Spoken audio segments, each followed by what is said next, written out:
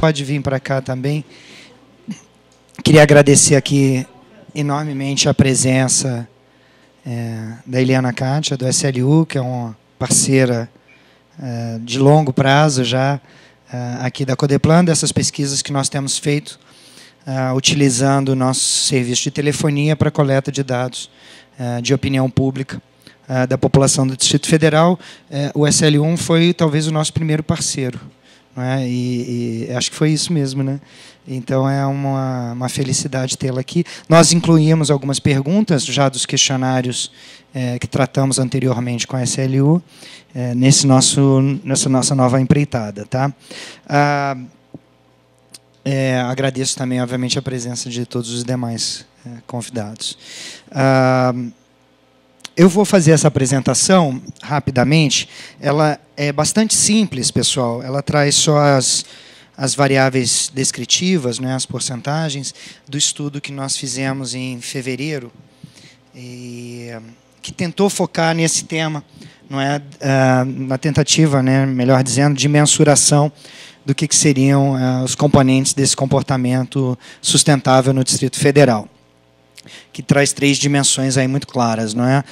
Conservação do meio ambiente, então práticas associadas à conservação do meio ambiente, práticas associadas à preservação do mobiliário urbano público, né, dos equipamentos públicos, e uma propensão de engajamento cívico coletivo da população, que conjuntamente estariam associados com um tema geral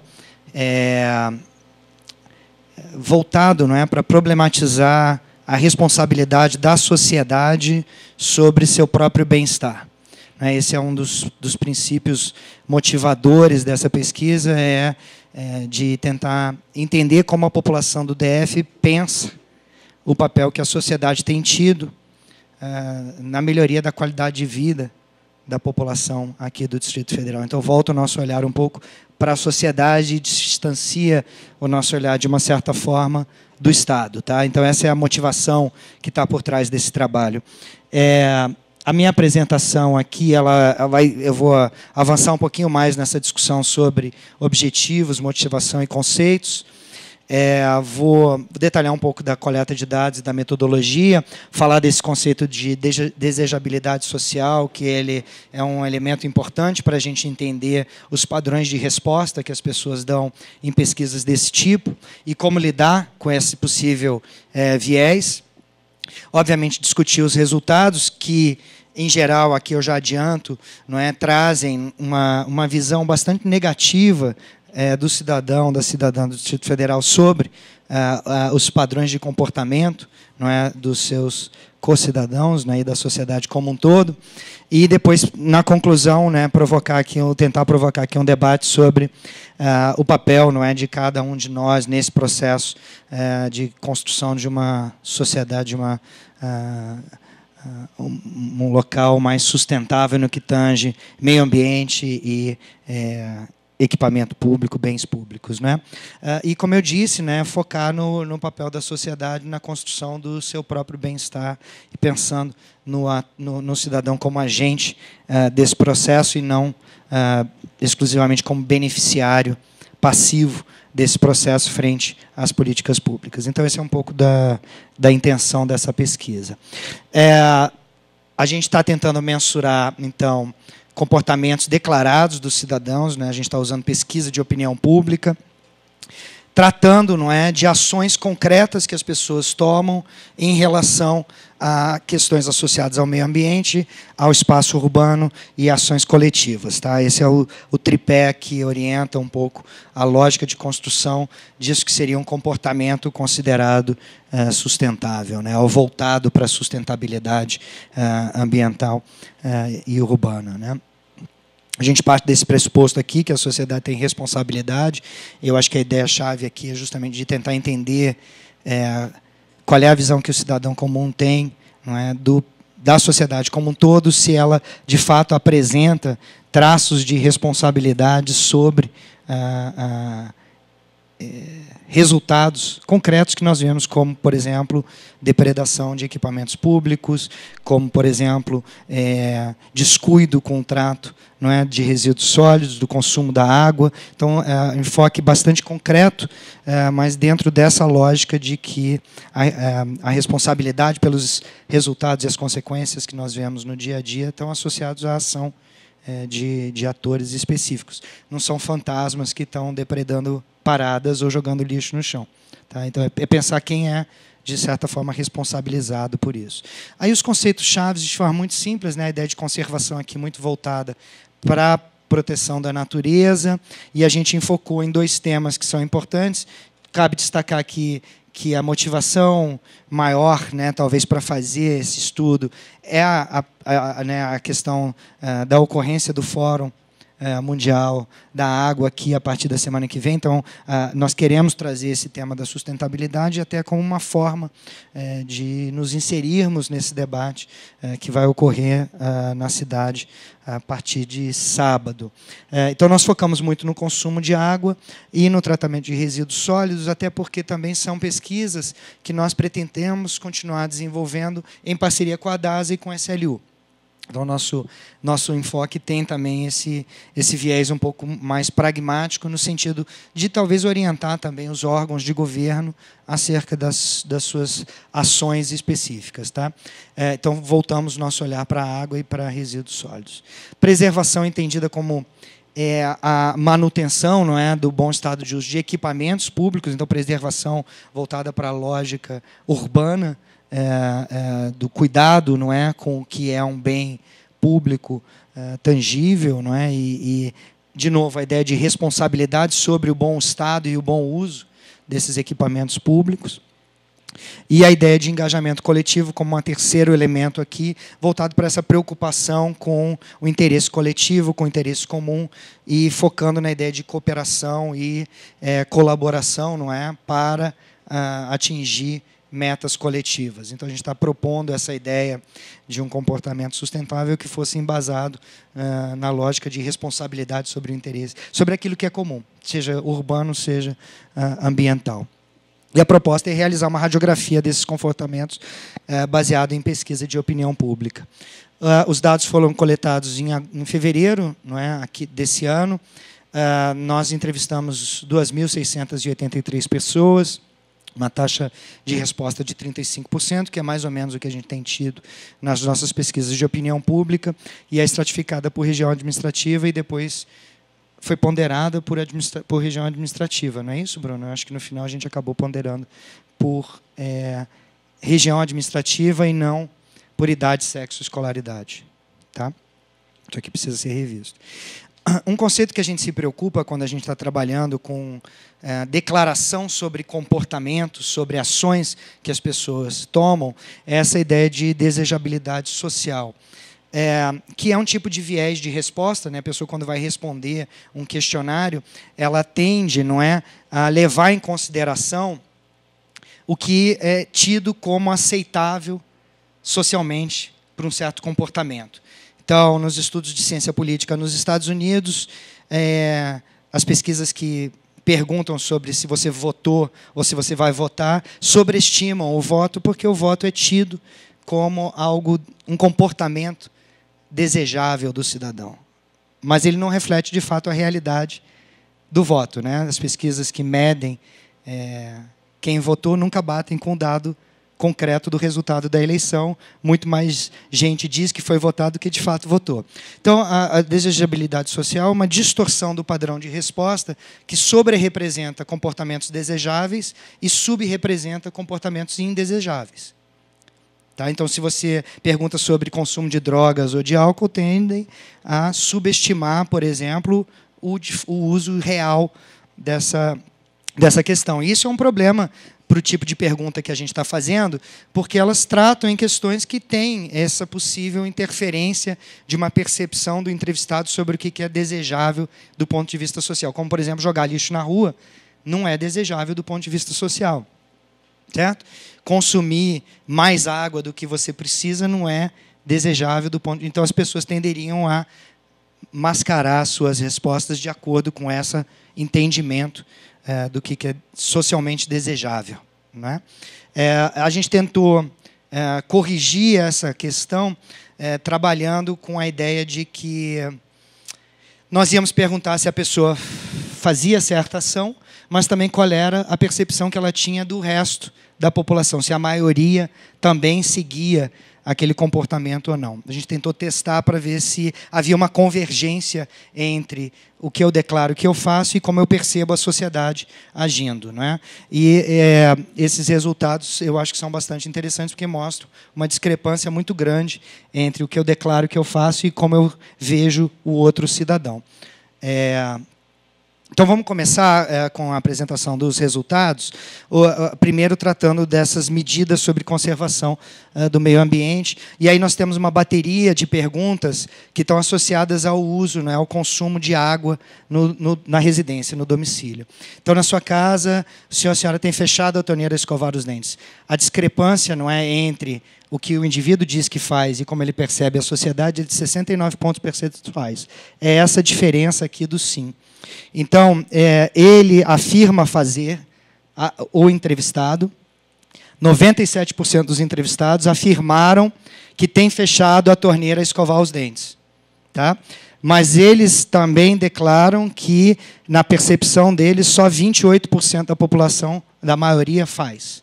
Uma discrepância muito significativa entre o que eu declaro que eu faço e o que eu vejo. Podem me interromper, ótimo. Eu só pediria, deixa eu te dar só o microfone. Tem um microfone?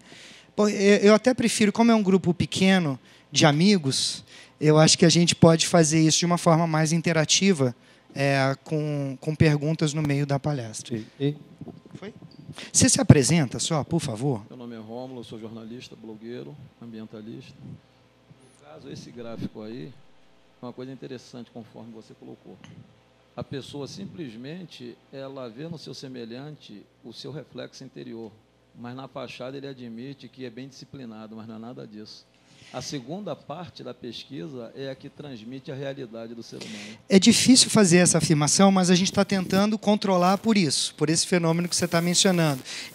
Eu acho que é interessante, talvez, a gente identificar aquelas perguntas onde essa discrepância é maior ou menor, onde a pessoa se sente mais confortável, de alguma forma, a dizer que ela mesma atua de acordo com o que ela pensa que os outros atuam. Mas vai um pouco no teu sentido. O viés de desejabilidade social é esse, de mascarar seus próprios comportamentos. Eu acho que você colocou muito bem. E isso aqui é uma evidência possível de que isso está ocorrendo, tá? Então, se nós fizéssemos apenas a pergunta sobre você tem fechado a torneira, a gente diria que o público do Distrito Federal é absolutamente consciente, não é, do seu papel na conservação da água. Só que a percepção coletiva desse comportamento é muito negativa, né? Uma minoria de fato faz isso no seu dia a dia. Então, a gente consegue... Pode ficar à vontade, Kátia. Vamos deixar o microfone rodando, Laerte. Acho que é melhor, porque você não precisa ficar levantando e correndo para todo lado também. Obrigada, Laerte. Deixa eu perguntar, porque eu estou com um pouquinho de dificuldade de entender. Tá. 3% falaram assim, eu não fecho a torneira. Isso. 3% não falaram sim. 3% falaram, o senhor tem fechado a torneira escovar o dente? Não, eu não tenho fechado. Não fecho. Não fecho. Agora, quem que disse que 72% não faz é o mesmo? Aqui exatamente o mesmo, né? É o mesmo. São duas perguntas para a mesma pessoa. Você acredita que a maior parte das pessoas tem fechado a torneira ao escovar o dente? 72% dos entrevistados disseram que não. Não, as pessoas não fecham a torneira para escovar o dente. Eu fecho, mas ninguém fecha. Eu fecho, mas ninguém fecha. É isso. Coisa legal. É isso. É isso. E essa é um pouco da ideia que a gente está tentando trabalhar, de tentar controlar de alguma forma por esse viés de resposta que é o de desejabilidade social. Você declara um comportamento que você faz quando, na verdade, você possivelmente não o faz. O politicamente correto.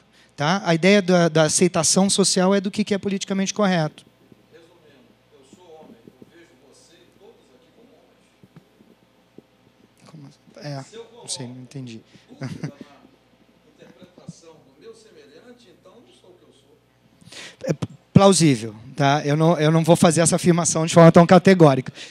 Mas de qualquer maneira, gente, a gente se deparou com essa discrepância muito significativa. E uma visão que aí sim eu posso concluir com mais tranquilidade, não é, olhando os dados, de que prevalecem visões mais negativas sobre a sociedade. Tá? Então, a maior parte das pessoas acredita que quem fecha a torneira para escovar o dente é uma minoria, é quase ninguém. Fica à vontade. Quer que eu volte? Essa é a próxima. Tanto faz. Tanto faz. Para todos. Tá. Maria Silvia, SEMA. A minha pergunta é o seguinte: quando você analisa por RA, a faixa o range diminui ou não? Ele muda. Essa é uma ótima pergunta. A gente não olhou por RA, porque a gente não consegue generalizar para cada RA. Mas nós olhamos ainda preliminarmente, Maria Silvia, por escolaridade, por renda e por hábitos de consumo de água. Ou seja, se você usa água para lavar carro, se você usa água em piscina. E aí tem algumas variações. Mas a gente não conseguiu explorar ainda. Vocês ainda vão fazer? Por RA, não. Só por grupo de RA, que aí confunde-se com renda. Os grupos de renda. Aí confunde-se com renda. Vocês ainda não fizeram? Fizemos. A gente fez. Pouco. Não muda, não? Muito pouco. Bruno, fica à vontade. Tem algumas questões que mudam, mas... Bruno Cruz é diretor. Veja, nós já identificamos algumas perguntas que mudam por escolaridade. Então, veja, quem tem um nível superior,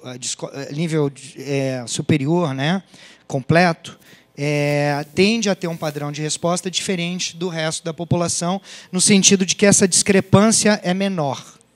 Tá? É menor.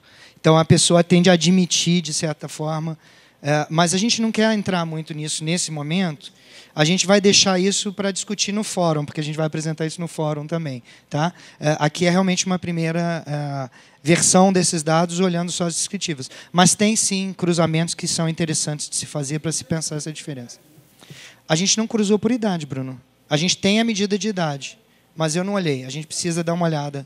Você chegou a olhar? No geral, não muda muito. Para uma categoria específica, para uma variável ou outra. Mas o padrão geral tende a se manter. Só rapidamente. Então, no fundo, o que a gente está dizendo aqui é que eu concebo, eu sei que existe um politicamente correto, e eu como sociedade brasiliense, eu tenho um nível de hipocrisia alto, porque eu mascaro. Em última instância, assim, é tolerável eu afirmar algo que eu não faço para sair bem na foto. Possivelmente. Depois a Ana quer fazer um comentário depois da Kátia. Vai lá, Kátia. Eu vou fazer uma de poliana aqui. É que eu percebo, na questão, por exemplo, do lixo, que o discurso vem antes da prática. Uhum. Então, se eu disser assim, não, eu jogo lixo no chão e pronto. E tal. Aí você começa dizendo, não, eu não jogo. Vai falando que não joga, mas você joga. Mas você vai dizendo, eu não jogo, olha e fala para as crianças têm que fazer isso, mas eu não faço, mas eu estou falando para as crianças fazerem. Eu tenho a impressão que essa coisa do discurso vindo, você acaba fazendo. E que eu acho que é positivo você já ter noção do que é o politicamente, ambientalmente, socialmente bom. Porque você entendeu? Um dia eu ainda sou mal educado, mas eu sei que o que eu estou fazendo... Eu percebo que isso é desejável. Claro. Isso é interessante, sim. Eu só queria comentar que o comportamento, a percepção do indivíduo, ele se dissocia totalmente da sociedade. Uhum. Então, essa é particular também da nossa cultura. Em outra pesquisa que eu participei sobre a juventude, uma comparação entre Brasil e China, as respostas dos chineses eram todas a minha atitude e a atitude que eu vejo nos outros era idêntica. Agora, no Brasil, a minha atitude é muito positiva e os outros é negativa. O problema não é comigo. Mesmo eu percebo que esse é o politicamente correto, mas os outros, eu estou me desassociando totalmente da sociedade a que eu pertenço. É bem interessante. Interessante. De fato, a gente está comprovando o mesmo tipo de padrão com algumas exceções. Então, isso se repete na questão de ter reduzido o tempo de banho. Então, 90% da população diz que reduziu, mas a população acha que só 33% dos outros reduziram seu tempo de banho. Tá? Qual é a verdade por trás disso, né, que é um pouco da pergunta que está sendo colocada? A gente não tem muito como saber. Tá? A gente não tem muito como identificar.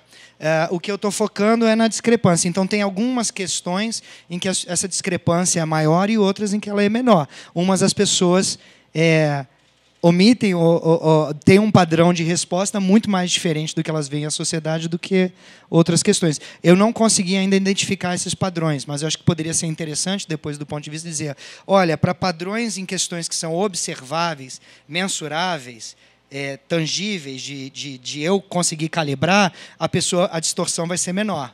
Naquela que é muito sutil, que eu não vou estar te vigiando, eu não tenho como comprovar, a chance da discrepância é maior. Está entendendo? E eu vou chegar um pouquinho nisso daqui a pouco. Fica à vontade.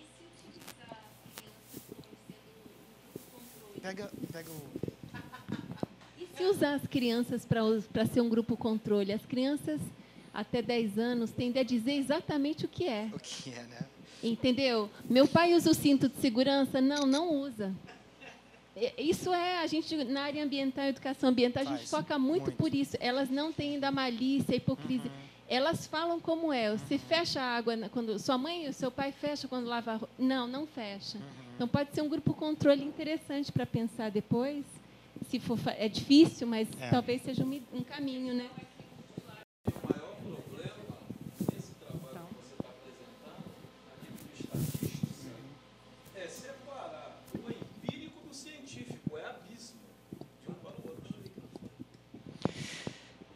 Tá. Aldo, você quer falar alguma coisa? Na linha do que a Ana Maria falou e a Maria Silvia, eu acho que tem muito que ver com isso de que há sociedades que estimam muito mais a verdade, e quando você diz assim, você é um mentiroso, é uma ofensa brutal. Aqui não. Aqui você está mentindo e ainda acha graça. Quer dizer, então, acho que, eu acho que na conclusão, não é? Quando você, às vezes, pensa em alguma coisa tipo, temos aulas de trânsito, tem aulas de ética e de moral. Né? Estão criticando aí porque estão agora querendo implantar nas universidades moral e cívica, mas não é aquela da ditadura, é um outro tipo de coisa que pode se encaminhar para as pessoas perceber a corrupção. Isso é uma forma de corrupção, mentir dessa forma. Gente, deixa eu ir em frente, porque senão a gente não termina hoje, né? Não termina hoje. Então, deixa eu passar para o resto das perguntas. Nós temos, então, essa sobre o tempo de banho, de novo, mesmo padrão, reservado e usado água de chuva. Aqui diminui um pouco a incidência de pessoas que diz fazer esse comportamento, mas ainda superior, não é? A percepção da sociedade, reutilizado água de banho ou de máquina de lavar para outro uso, muita gente dizendo que faz, e está mais ou menos o mesmo padrão para o resto da sociedade. Então, até aqui, as perguntas mais ou menos dando o mesmo tipo de discrepância. Né? Aqui você muda esse padrão. Não é? Então, no último ano, fez alguma obra ou comprou algum equipamento para reduzir o consumo, aqui já tem uma convergência maior das pessoas admitirem que não fazem, não é? E pensar que a sociedade também não faz. Talvez isso seja mais observável, mais tangível, dá para eu ir ver na casa da pessoa se ela fez isso ou não. Então, possivelmente, isso reduz a chance, não é, da pessoa omitir algum dado, quando no hábito dela de tomar banho ou de escovar o dente, a gente não tem como saber. Tá? Então, pode ser, mas isso é uma hipótese depois para a gente testar sobre a questão da desejabilidade social. Deixa eu avançar um pouquinho e depois a gente abre, pode ser, pessoal? Outra coisa, comprou algum equipamento ou reservatório. De novo, a gente volta... a gente tem aqui uma relação inversa. Né? Acredita que a maior parte fez, mas a pessoa, ela mesma, não. Tá? Então, a discrepância é no sentido oposto. Pode... Você acha que é o inverso? É não armazenar água, né? Pode ser. Pode ser.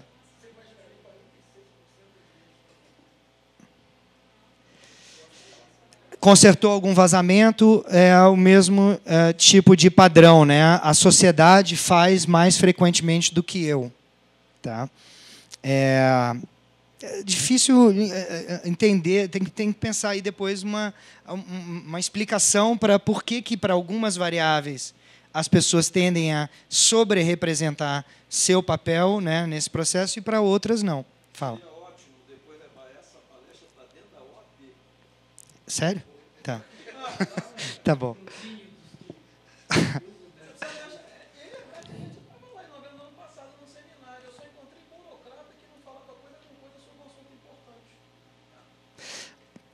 Vamos adiante, pessoal. Segunda parte da discussão sobre preservação ou conservação ambiental toca na questão do tratamento dos resíduos sólidos. Eu não consegui ter tempo, Kátia, você tinha me sugerido que eu aumentasse, não consegui fazer. Primeira pergunta aqui é, você viu alguém jogar lixo no chão, tá? Como sacos, enfim, uma série de exemplos. 73% diz que sim, viu, e só 27% diz que não. Então, de novo, uma visão muito negativa sobre os hábitos das pessoas, no como elas tratam o seu lixo na rua. Nos últimos 6 meses, você viu alguém jogar resto de construção. 64% de novo diz que sim.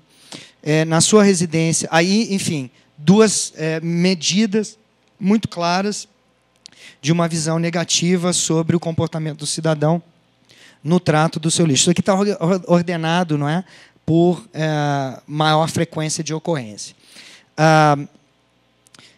Há lixo jogado perto da sua casa, esse número cai um pouco mais. Depois eu volto para essa aqui do meio. Tá? Há esgoto ou água suja, como é que é? Ou água suja de limpeza de vizinhos correndo na sua rua, só acontece para 24%. E há córregos perto da sua casa que estejam poluídos, 18%. Então, a questão é que as pessoas dizem ver os outros descartando lixo de forma inadequada, não é? Mas, de uma forma geral, a percepção, não é, da coleta, talvez, do lixo, da presença do lixo ou da presença da poluição próximo à casa é bem menor. Tá? Então, o problema, aí, vamos colocar, de como o lixo é, de fato, tratado ou coletado, as pessoas não veem com frequência perto dos seus lares. Isso pode ser uma particularidade, obviamente, do Distrito Federal, que tem aí uma renda muito elevada, enfim, serviços públicos de coleta que funcionam bem, Kátia, e que diminuem, sim, de fato, que diminuem a visibilidade, né, desse resíduo na rua. Nós temos outras 2 perguntas que tratam dos hábitos de tratamento dos resíduos dentro do domicílio, né? Se os materiais recicláveis do lixo são separados, 58% diz que sim. Isso converge com outras pesquisas que nós fizemos anteriormente para o SLU. E se conhece alguém que faz compostagem, o número correto é 22%. Tá? Então, é um número bem menor, mas ainda assim considerável, não é? Se a gente pensar de que essa prática ainda não está amplamente difundida na sociedade. Eu esperava um número menor aqui. Pode ser... Aqui uma pergunta não é se você faz, é se conhece alguém que faz. Atenua um pouquinho aquela coisa da desejabilidade social, então pode estar, de fato, refletindo essa realidade. Mas ainda prevalecem, né, acho que esse é o ponto principal, prevalecem visões muito negativas sobre os hábitos dos demais cidadãos em como tratar os resíduos. E aqui a gente entra na parte de preservação do espaço público e equipamento. São menos perguntas sobre essas temáticas. Se viu alguém quebrando ou depredando algum equipamento público. Isso aqui é no último ano. Em torno de 20% das pessoas dizem que viram ações desse tipo.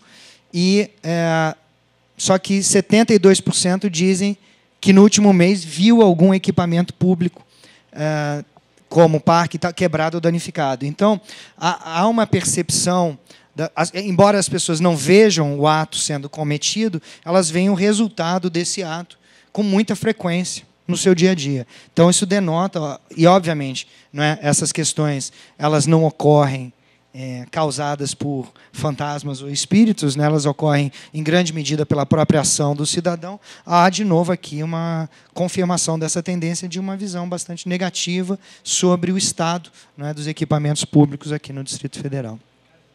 E aí a última parte é essa sobre engajamento coletivo, que são perguntas tradicionais sobre se as pessoas têm alguma forma de atuação voltada para o coletivo, não é?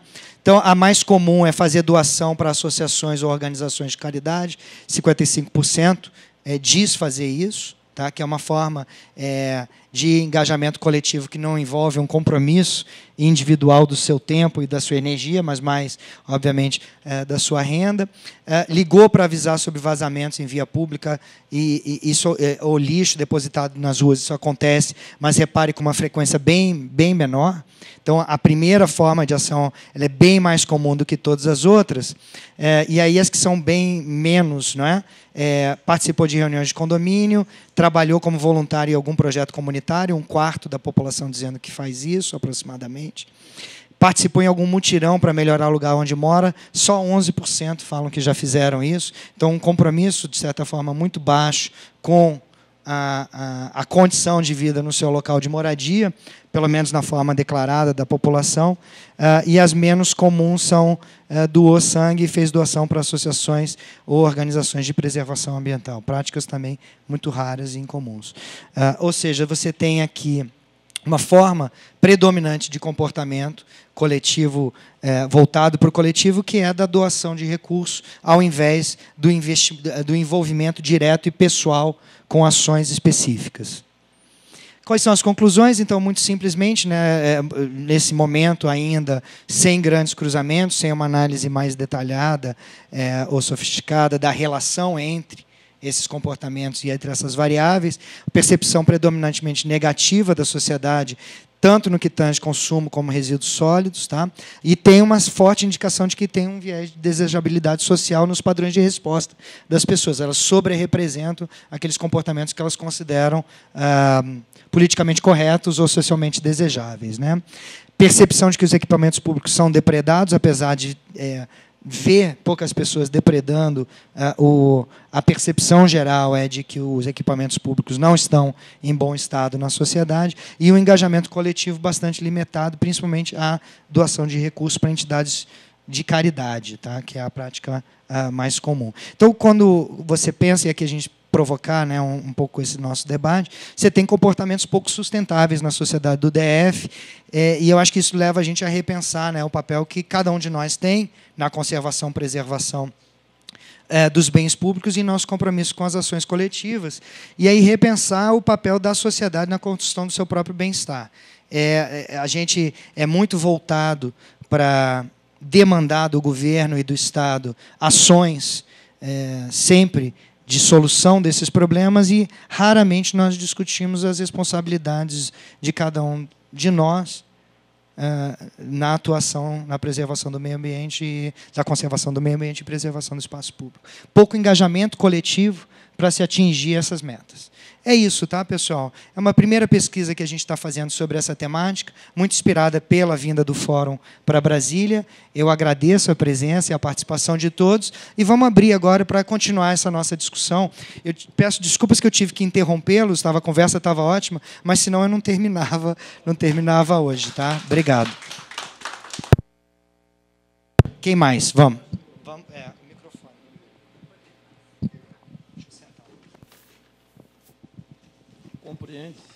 Compreende-se que o planeta Terra é a nossa casa. Está ligado? Compreende-se que o planeta Terra é a nossa casa. Compreende-se que cada um de nós somos filhos. E é perfeitamente entendível que cabe aos filhos cuidar da sua mãe. Discurso de cidadania é muito bonito, mas em termos operacionais o que funciona é se conscientizar que a gente é um elemento natural sem ser mais importante do que as outras formas de vida, para zelar pelo planeta. Não existe outra forma de a gente salvar o planeta se não tiver consciência ambiental. O trabalho aqui foi bom, muito bom. Uma palestra dessa dentro da OAB poderia ensinar para um monte de advogados que faz uma pós medíocre que não te dá diploma, nem te autoriza a assinar.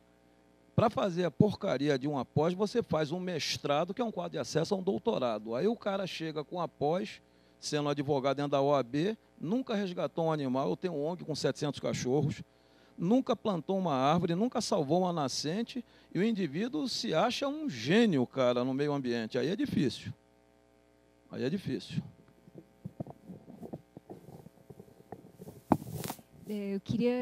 Primeiro, parabéns. Eu acho que é muito bom, né? Essa casa está fazendo um bom trabalho, viu? Eu não canso de dizer. Muito, muito bacana. Enche os olhos, né? Eu queria fazer 2 comentários. Um que é em relação aos parques.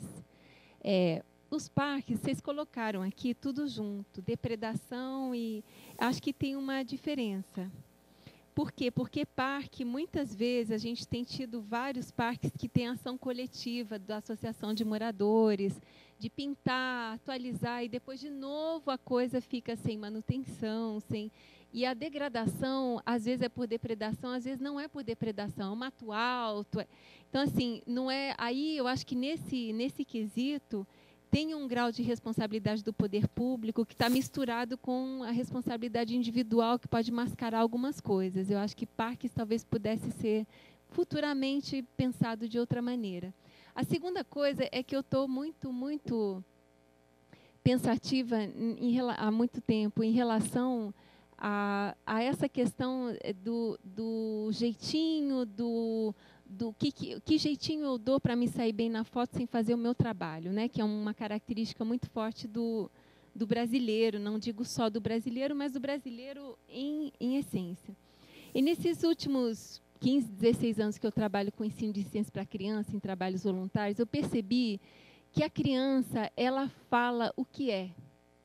Ela fala o que é na sua ingenuidade, na sua simplicidade de formulação, ela fala como é.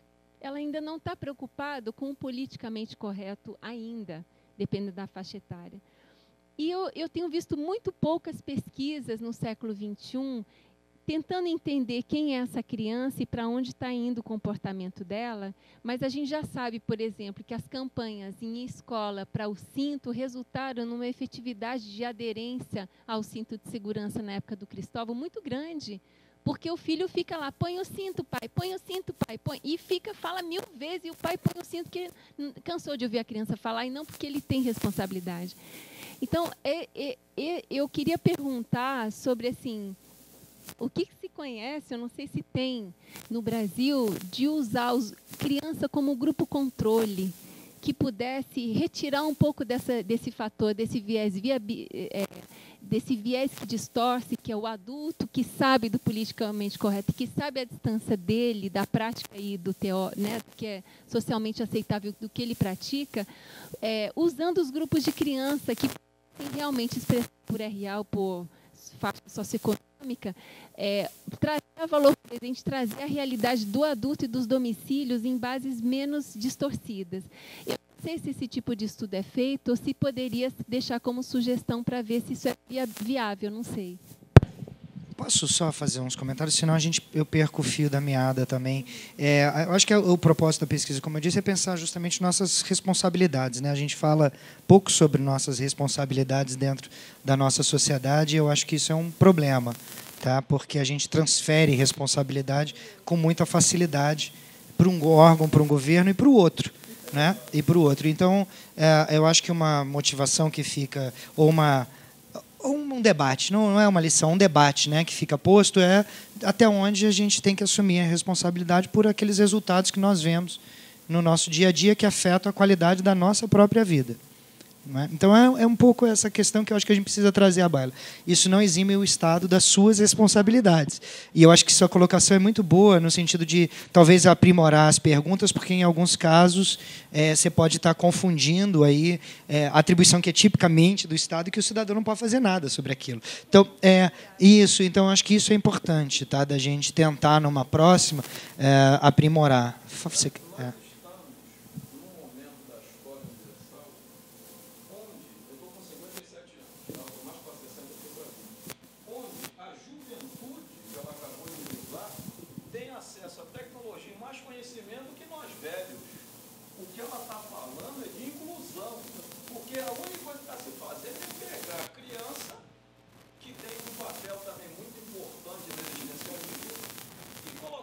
Criança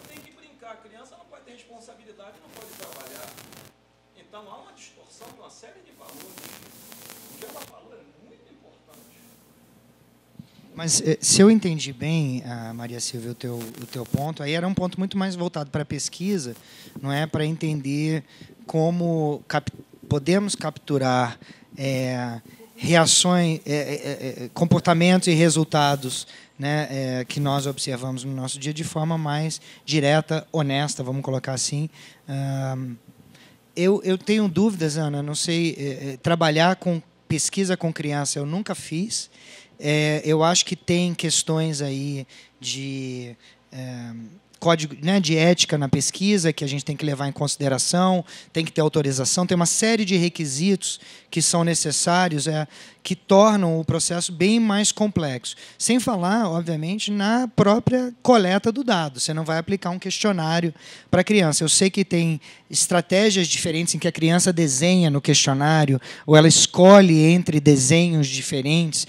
Essas técnicas estão sendo desenvolvidas e elas são aplicadas, porque, obviamente, que as crianças são objeto de estudo também da sociologia, da ciência política, assim, ciência política menos, mas certamente da sociologia, questão educacional, pedagógica. Então, há metodologias para fazê-lo. Eu não acho que a Codeplan tenha a habilidade, nesse momento, para fazer esse tipo de intervenção, ou esse tipo de coleta de dados. Mas, certamente, a sua proposta é bem interessante. Acho difícil de praticá-la. Ana, você quer comentar sobre isso? Não, é claro, é sugestão de, Kátia depois fala, delineamento, tá? né, de favor. pesquisa. Aqui, né, Maria Silvia sugere, você tem que parear a criança com seu pai, né? Porque ela está falando sobre o comportamento que ela vê, que é mais concreto, né? E depois o que o pai declara. Então, você poderia comparar, mas para nós é mais complexo. Aqui, o que está se pareando é o seu comportamento com o que ele vê que a sociedade faz. Então, é um outro pareamento a partir da visão do próprio adulto. Eu faço, mas o que a sociedade, na sua maioria, faz? Então, isso que, né, de certa forma, dá esse distanciamento também. Eu acho que a Kátia quer fazer um comentário e depois a Aldo, tá? Aldo, deixa a Kátia falar primeiro, ela estava ali, depois você está inscrito. Então, eu queria dizer da minha felicidade, minha alegria, porque quando você disse que fizeram uma pesquisa com a questão do comportamento sustentável, assim, eu acho que tem um símbolo isso aí. Eu queria parabenizar vocês por isso. E eu queria fazer 3 comentários sobre o que eu pude aprender aí da pesquisa. Um é com relação à mídia. Por que com relação à mídia? Quando você pergunta assim, você viu o lixo do lado da sua casa? A maior parte diz que não viu. Mas todo mundo diz que tem, e para muito lugar. Porque ninguém vai para a televisão para dizer assim, de 1 milhão de ruas que tem 100 ruas sujas. Você não fala que tem 900 limpas, você fala que aquelas estão sujas, e mostra de manhã, de tarde, de noite, que aquelas estão sujas. Aí eu fico gravado na minha cabeça que está tudo sujo. Então, quando você me pergunta, eu falo, está sujo. O tempo todo eu ouço que está sujo, mas perto da minha casa não está. Eu acho que é a mesma coisa para o hospital. Eu tenho uma experiência de filhos aqui no Distrito Federal, de nora, tudo na rede pública. Eu não acredito que eu estou vivenciando um acidente com meu filho, de madrugada no hospital com ele. É feio, tem gente chorando, tem uma pessoa esfaqueada, tem gente bêbada, tem. Mas foi atendimento de primeira. E essa semana eu estive no hospital de base com uma amiga internada e fiquei impressionada com o atendimento. Isso aparece na televisão? Em hipótese nenhuma. Se você me perguntar qualquer coisa de Serviço Público de Saúde do DF, é horrível, são filas. Eu vivenciei isso? Eu? Não. Mas é o que eu vejo na mídia, porque quando tem fila, quando morre alguém, quando não acha... Então, eu acho que a gente tem aqui, na nossa visão, um pouco de mídia que tem uma obrigação de denunciar o que está ruim para melhorar, mas que também, muitas vezes, ao não mostrar os pontos positivos, cria na gente uma imagem que está tudo horrível, que todo político é ladrão, que todo mundo está fazendo corrupção, que todos os órgãos estão levando vantagem, e é o que todo mundo fala o tempo todo. Sim. Então, assim, eu queria comentar que, quando eu li em detalhe, eu fiquei pensando nisso, por que eu faço de um jeito e tal. Sim. Esse é um aspecto. O outro aspecto é a questão essa cidade é nossa ou ela é de ninguém? Se ela não é de ninguém, eu vou meter o pé na lixeirinha, vou botar fogo no equipamento público, vou quebrar o vidro do ponto de ônibus, vou fazer minhas necessidades físicas no meio da rua. Se tem um matinho, em vez de você agachar e arrancar o mato, tirar ele da grama, porque está do lado da sua casa, você liga para o poder público ir lá fazer, né?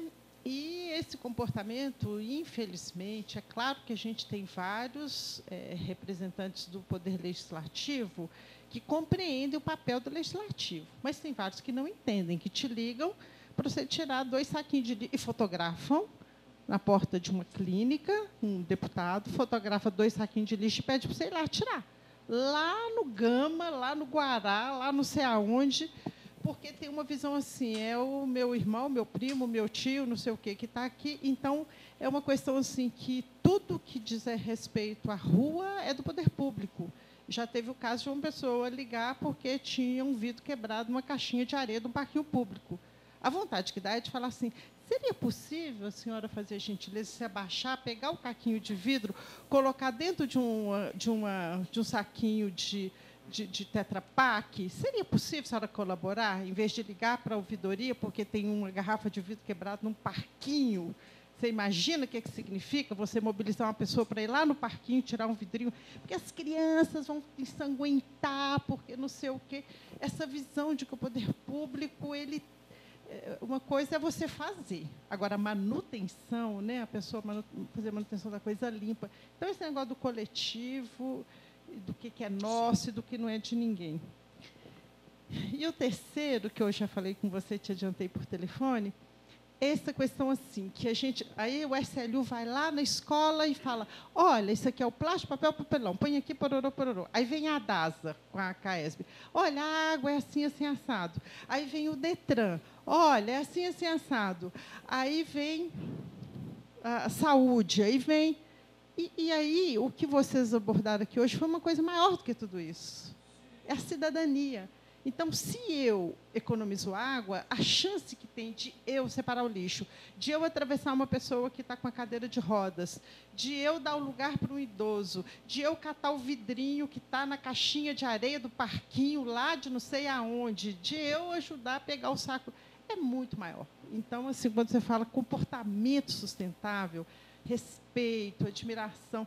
Outro dia eu estava no supermercado, esqueci de pegar o carrinho e estava meio desajeitada, pegando um monte de coisa, e na última hora eu resolvi pegar mais uma coisa, aí a pessoa chegou perto de mim e falou assim, deixa eu te ajudar. Eu olhei assim e falei, nossa, que gentil. Aí ele continuou a frase assim, porque algum dia eu posso precisar para alguém me ajudar também. Eu falei, coitado, se ninguém retribuir, ele vai ficar frustrado. Porque o objetivo dele não foi me ajudar. Eu estava indo bem, mas o não objetivo... precisava ser tão honesto nesse caso, né? Podia ter parado no meio do negócio. Sincericídio. Bem, né, eu falei, caramba, se ele não for retribuído, ele vai ficar morrendo de raiva de ter me ajudado, entendeu? Então, esses 3 aspectos, assim, de cidadania, de respeito, de coletividade e a influência da mídia em cima das nossas respostas, que eu queria fazer. Tá. Posso, Aldo, rapidinho, antes de você... Só comentar muito. A gente tentou fazer essa análise de ver como essas dimensões caminham juntas, que é o teu ponto final, né? Como é que estão correlacionadas. A gente não conseguiu ainda identificar essas correlações de forma muito forte, tá? Então, um primeiro resultado que a gente tem é de que elas não caminham juntas. Olha que curioso. Entendeu, Kant? Assim, a pessoa faz um ou faz o outro. A gente precisa ainda estudar isso melhor. Porque um dos motivos que estava por trás disso, dessa pesquisa, era justamente ver se tem uma convergência desses comportamentos. A gente não conseguiu identificar isso ainda com clareza. A gente começou a fazer esses testes, eles não estão dando muitos resultados, porque aí você faz uma análise que diz quais dessas variáveis vão juntas uma com a outra, quais estão associadas, né, mais fortemente, e quantas dimensões saem dessa associação. Estão saindo muitas dimensões, não sai uma só. Então, a gente precisa entender ali o que converge e o que se distancia dentro desses comportamentos. Mas a lógica que está por trás, a hipótese que está por trás é de que isso seriam dimensões associadas de um comportamento voltado para a sustentabilidade ou um comportamento sustentável. Então, essa tua intuição está muito certa. Eu não sei se os dados vão comprovar essa hipótese ainda com essa clareza. Eu acho que o trabalho provoca esse tipo de discussão sobre conscientização e sobre responsabilidade. E eu acho que é apropriado no momento que a gente vive, dado, não é, a presença do fórum e também socialmente, politicamente, né, discutir essas questões. Eu acho que é relevante de por que não pega o caquinho, né, de vidro no bairro. Porque... Alto. Vai lá, Alto. Bem, eu acho que tem 2 ou 3 aspectos que eu gostei do trabalho. O primeiro é de que ele tem um papel pedagógico gigantesco, se elevado também para fora do plano piloto, na medida em que, em grande parte do lixo colocado na beira do acostamento de qualquer via, sobretudo a BR-60, ou então vicinais, é lixo colocado por pessoas que conduzem uma carroça, uma Kombi cheia de lixo e tal, e que não tem, digamos, não teve na infância nenhuma aula sobre que isso não se faz. Não é? Então, mostra também que não atingimos um ponto civilizatório capaz em que a pessoa vê o ato danoso ao ambiente, que vai afetar a água, vai afetar a vegetação, etc. Um outro ponto, eu acho que, inclusive, o sustentável aí, eu diria que é um comportamento social desejável, não é?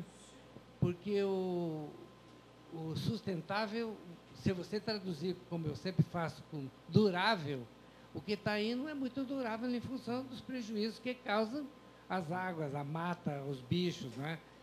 Inclusive, saiu no jornal de hoje uma fotografia de um tamanduá pequeno abraçado à mãe que foi atropelada. Quer dizer, a pessoa não viu, à noite, né, os faróis cegam esses animaizinhos. Então, aos poucos, nós vamos danificando o ambiente que vai ser, digamos, um ambiente futuro de crianças. Então, acho que o papel pedagógico é nas escolas. Não é? Eu já dei uma aula na escola PAC, e lá eu falei sobre o nosso ambiente quando ele era muito mais, limpo, sob o ponto de vista do tratamento que se dá aos resíduos naquela época, aos 40 anos. Né? Quer dizer, se a criança guarda o que foi dito, como, por exemplo, falam, tem escolinha do Detran, que é para as pessoas atravessarem a rua e tal, dar passagem para o pedestre e tal, eu acho que isso é um elemento educativo importante também para esse fim aí.